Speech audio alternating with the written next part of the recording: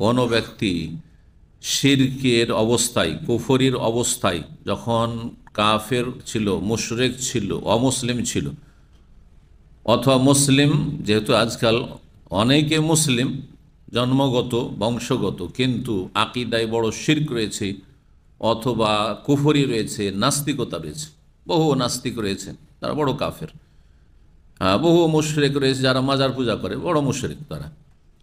তো এইরকম বড় শিরক, বড় কুফরির অবস্থায়, বেদিনী অবিধর্মিতার অবস্থায়, অথবা অমুসলিম, তাদের কুফরির জামানায়, শিরকের জামানায় যেসব নেক আমলগুলি করেছে, দান সাদকা করেছে, জনকল্যাণমূলক কাজ করেছে, অনেক নেকির কাজ করেছে, মানুষের উপকার করেছে, এক কথায় যে কোনো সৎ কাজ করেছে,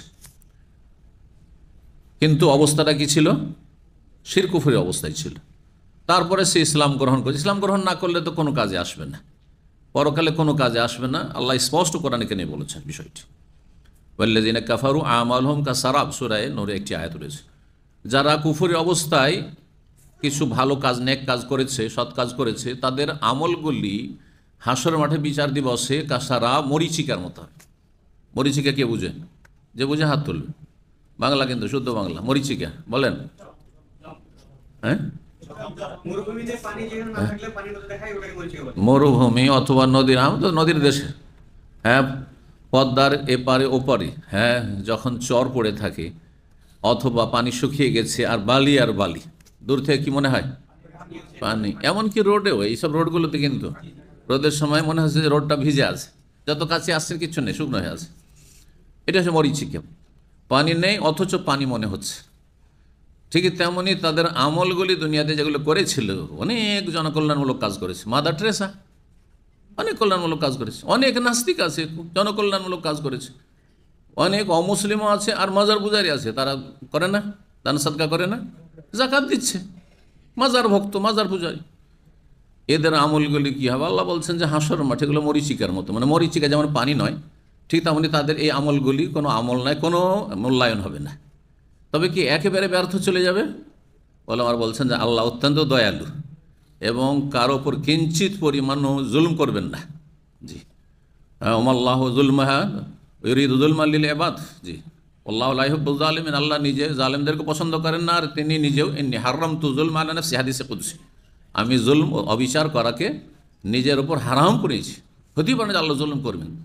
তো এই লোকগুলি যে নেক আমলগুলি করলে কি হবে? সেগুলি আল্লাহ দুনিয়াতে দিয়ে দেবেন, দুনিয়াতে দিয়ে বিদায় করে দেবেন। যেহেতু হেদায়েত নসিব হয়নি, জান্নাত যাওয়ার অধিকার নেই, তৌহিদ নেই, লা ইলাহা ইল্লাল্লাহ নেই, মুহাম্মদুর রাসূলুল্লাহ নেই। অনেকে বলতে পারেন যার মাজার টাজার পূজা করতে, তো লা ইলাহা মুহাম্মদুর রাসূলুল্লাহ আছে, মন্ত্রের মতো আছে, আকীদা বিশ্বাসে নেই।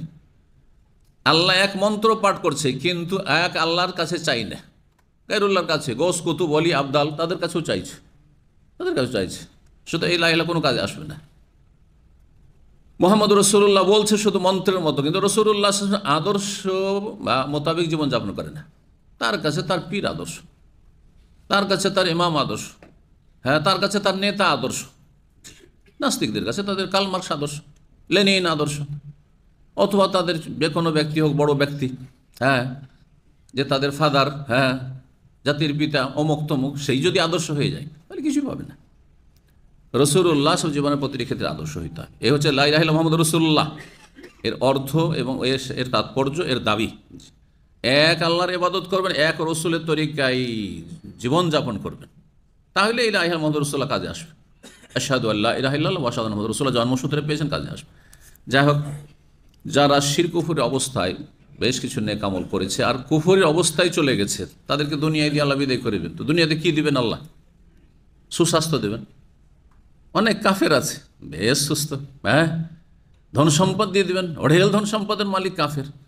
নেতৃত্ব 25-50 বছর সে রাষ্ট্রপতি, প্রধানমন্ত্রী থেকেছে, হ্যাঁ, বড় প্রভাবশালী নেতা ছিল সে, হ্যাঁ, জনপ্রিয়তা। দুনিয়ার একটি নিয়ামত হচ্ছে জনপ্রিয়তা, জনগণ খুব তাকে ভালোবাসত, এইসব দিয়ে দিয়েছে।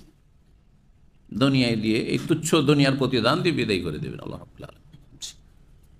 তার ছেলে মেয়েগুলো সব বড় হয়েছে, শিক্ষিত হয়েছে, দুনিয়া দিয়ে বিদায় করে দিয়েছে। তুমি দান খায়রাত করতে, জনকল্যাণমূলক কাজ করতে, সেজন্য চলো তোমাকে এইভাবে দিয়ে দিলাম। কিন্তু আখেরাতে কিছুই পাবে না। আখেরাতে পাওয়ার জন্য শর্ত হচ্ছে তাওহীদ, লা ইলাহা ইল্লাল্লাহর বাস্তবায়ন।